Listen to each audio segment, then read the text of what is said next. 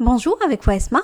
Aujourd'hui, on se retrouve dans une nouvelle vidéo où on va voir les principes de test pour la certification STQB version 4.0.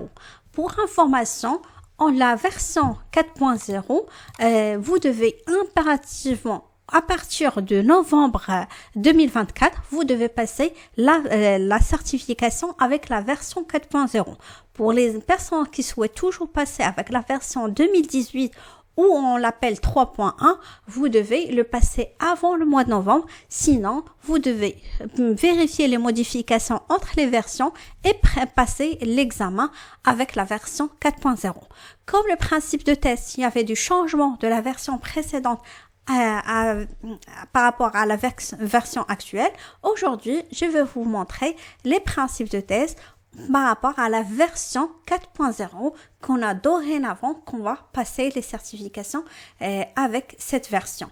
Si c'est la première fois que vous regardez mes vidéos, n'hésitez pas, si bien sûr le contenu vous intéresse, n'hésitez pas de liker la vidéo, de s'abonner, comme ça YouTube peut partager la vidéo avec d'autres personnes et comme ça, il y aura plus de monde qui regarde nos vidéos.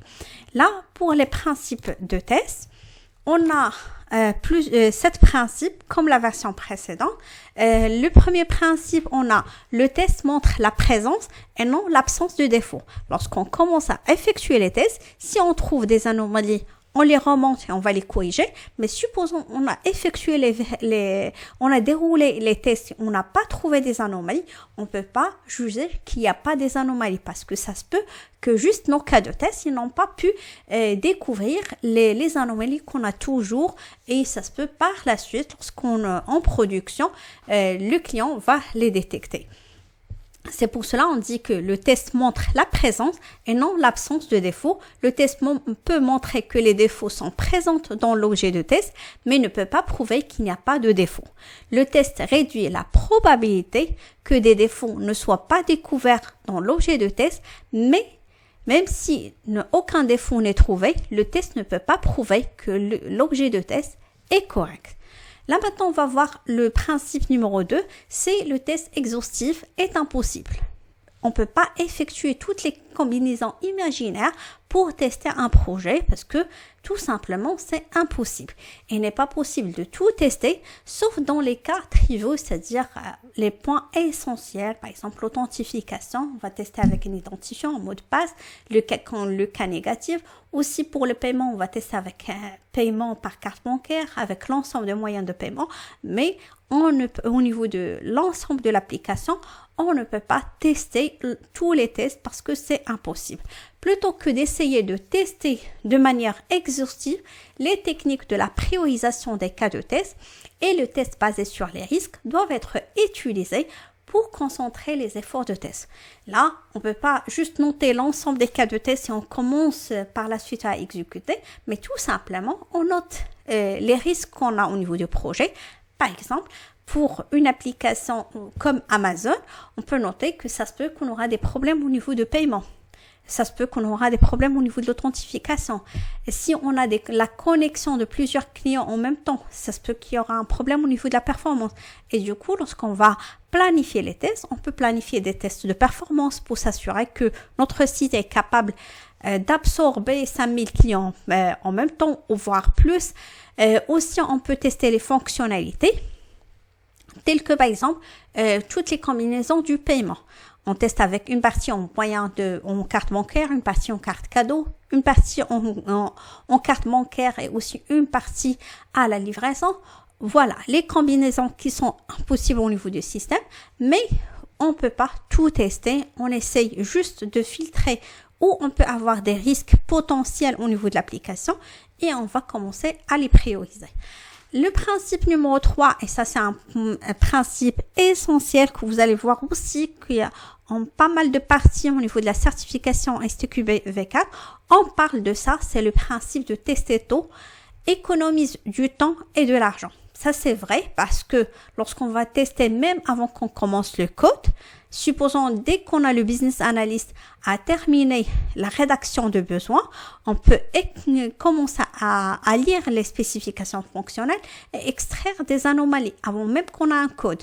Dans ce cas, on va détecter les anomalies très tôt Et la correction va être simple. Au lieu que le développeur développe l'application et par la suite, nous, on la détecte lorsqu'on exécute, tout simplement en lisant les spécifications.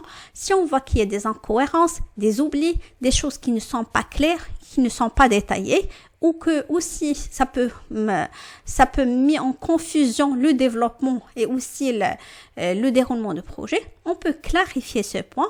Par la suite, le business analyst va corriger et comme ça, on a éliminé pas mal de points avant qu'on même passe au code et qu'on ne passe à l'exécution des tests. Voilà. Tester tôt, c'est une étape essentielle que vous pouvez la rajouter tout au long des phases du test parce que vraiment, c'est intéressant. Vous pouvez même vérifier votre conception. Est-ce que c'est clair avant d'entamer l'exécution? Comme ça, vous gagnez du temps. Voilà, le principe de tester tôt. Vous devez l'utiliser dans quel que soit le contexte de votre projet. Les défauts qui sont éliminés tôt dans le processus n'entraîneront pas des défauts ultérieurs dans les produits d'activité dérivée. Le coût de la qualité sera réduit puisque moins de défaillances se produisent plus tard dans le cycle de développement logiciel. Pour trouver les défauts le plus tôt possible, les tests statiques et les tests dynamiques doivent être lancés le plus tôt possible. Pour rappel, les tests statiques, c'est des tests qui ne nécessitent pas l'exécution du projet. Le cas où on va effectuer juste la revue des spécifications, juste en lisant les spécifications, on s'assure qu'il n'y a pas des ambiguïtés, tout est clair, qu'il n'y a pas des choses à clarifier. Et par la suite, les tests dynamiques, c'est là où on doit exécuter les systèmes. Et par la suite, on a le principe numéro 4, qui est le regroupement des défauts. Un petit nombre de composants du système contient généralement la plupart des défauts, découvre ou sont responsables de la plupart des défaillances opérationnelles. Ça peut pour X raisons qu'on a tout le temps des défauts qui sont regroupés dans une même fonctionnalité. Pour X raisons, ça se peut que le développement est complexe de cette partie. L'équipe de développement n'ont pas pris du temps parce que sous pression, ils ont livré cette partie. Et dès qu'on détecte des anomalies, dans la majorité des cas, ils sont regroupés. C'est pour cela qu'il y a le principe de regroupement des défauts. Et là, le principe numéro 5, c'est l'usure de test. Ça, c'était pas dans la version précédente. On peut dire... c'est le même principe de pesticide, on peut dire si on teste la même chose pendant plusieurs fois, on va avoir le même résultat. Si les mêmes tests sont répétés plusieurs fois, il devient de plus en plus inefficace pour détecter de nouveaux défauts. Pour remédier à cet effet, il peut être nécessaire de modifier les tests et les données de tests existants et de rédiger de nouveaux tests. Toutefois, dans certains cas, la répétition du même test peut avoir un effet bénéfique, par exemple dans les tests de régression automatisés. Là, on dit quoi? Par exemple, supposons que vous avez lancé un cas de test, vous avez exécuté un cas de test dans le même environnement, on n'a rien changé comme configuration, on va trouver le même résultat. Si vous avez trouvé une anomalie, il faut la créer, sinon vous devez passer à autre chose. Mais si on fait le même test plusieurs fois sur la même configuration, on va avoir toujours le même résultat et c'est juste comme une perte de temps. C'est pour ça là, l'usure de test n'est pas intéressant, sauf bien sûr lorsqu'on lance les tests de régression qui sont automatisés. À chaque campagne, on doit lancer des tests qui sont de non-régression. Et ça, c'est intéressant parce qu'on gagne du temps. Au lieu de les tester manuellement et à chaque version, on doit les lancer manuellement, on les lance automatiquement et on gagne du temps. Le principe numéro 6, c'est le test dépend du contexte. Il n'existe pas d'approche de test unique et universellement applicable. Les tests sont effectués différemment selon les contextes. Et ça, on le voit si vous avez travaillé dans plusieurs sociétés et d'un projet à un autre, vous voyez que dès qu'on change de contexte, aussi, on doit changer de notre manière, comment on va travailler avec l'outil ou le projet qu'on est en train de tester. Parce que si on travaille dans le domaine de la santé, par exemple, un appareil qui est branché dans le corps d'un humain, et là, l'erreur n'est pas tolérée. On ne doit pas avoir l'erreur, sinon ça peut impacter le patient. Ça, on va le tester différemment par rapport à une application genre comme Amazon. Parce que on peut dire, même si le site web de Amazon peut cracher et s'il n'a pas supporté par exemple 1 million de clients en même temps, on aura une perte financière. Mais là, si on a un problème au niveau de l'application qui va cracher, c'est carrément la vie d'un patient qui va être en danger. Voilà, la criticité de projet, c'est voilà, le contexte du projet change. Si vous travaillez dans des systèmes embarqués, du transport public, de la monétique, il y en a pas mal de contextes où vous voyez soit le sujet est critique, soit le sujet est confidentiel, soit parfois c'est simple, c'est juste... On essaie, pour satisfaire le client final, on essaie de rajouter du test, mais on peut dire c'est un sujet qui n'est pas risqué, mais quand même, on travaille dans des sujets qui sont confidentiels, qui a un niveau de sécurité élevé, qui a aussi, on ne doit pas avoir les erreurs, et dans ce cas, d'un cas à un autre, on a un changement parce que le contexte a changé. Et bien sûr, le principe numéro 7 qui ressemble au principe numéro 1, c'est l'illusion de l'absence de défaut. Si on ne trouve pas de défaut, on ne peut pas dire qu'il n'y a rien parce qu'on ne peut pas prouver qu'on a tout testé et qu'on s'assure qu'on a éliminé tous les anomalies. Voilà, ça ressemble un petit peu au principe numéro 1. On peut dire qu'on élimine des anomalies, mais on ne peut pas dire qu'on a tout supprimé. Voilà les principes de test. Pour information, j'ai fait carrément une nouvelle version de la formation avec la version V4. J'ai gardé aussi la version V3.1.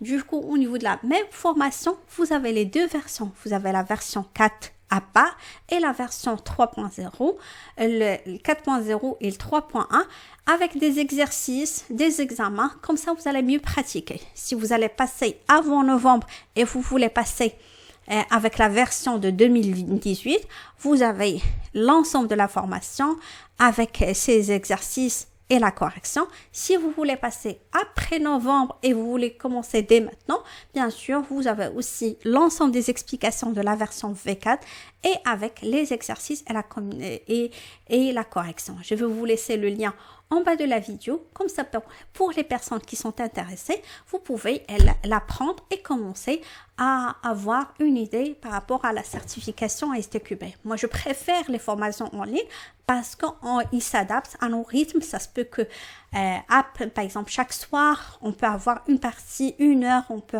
avancer au niveau de nos préparations de nos certifs. Ça peut au niveau de pause-déj, chacun son rythme. Ça peut même dans la journée, si par exemple, vous n'avez pas de la charge au niveau de votre projet, avec même votre ordinateur professionnel, vous pouvez avancer. C'est pour cela, moi, je privilège les formations en ligne et c'est pour cela que j'ai préparé pour vous une formation avec des exercices et bien sûr, vous avez la partie messagerie où vous pouvez me contacter si vous avez la moindre question. Comme ça, on reste en communication le temps que vous réussissez votre certification et au-delà de la certification, il y a pas mal de formations. Comme ça, vous allez avoir l'ensemble des outils dont vous avez besoin au niveau du domaine du test logiciel. Si vous commencez une mission, si vous avez la moindre question, quel que soit le contexte, vous pouvez me poser la question et je réponds à vos questions. C'était tout pour aujourd'hui. On a vu les principes de thèse. Ils sont 7 comme la version précédente, mais c'est juste, on a vu qu'il y avait pas mal de changements au niveau des principes. Sûrement, cette partie est essentielle pendant la certification. Sûrement, vous aurez des questions le jour J de la certification. Vérifiez, préparez votre certification avant le passage. Comme ça, vous garantir la réussite de votre certification. C'était tout pour aujourd'hui. Je vous souhaite une excellente journée et à la prochaine.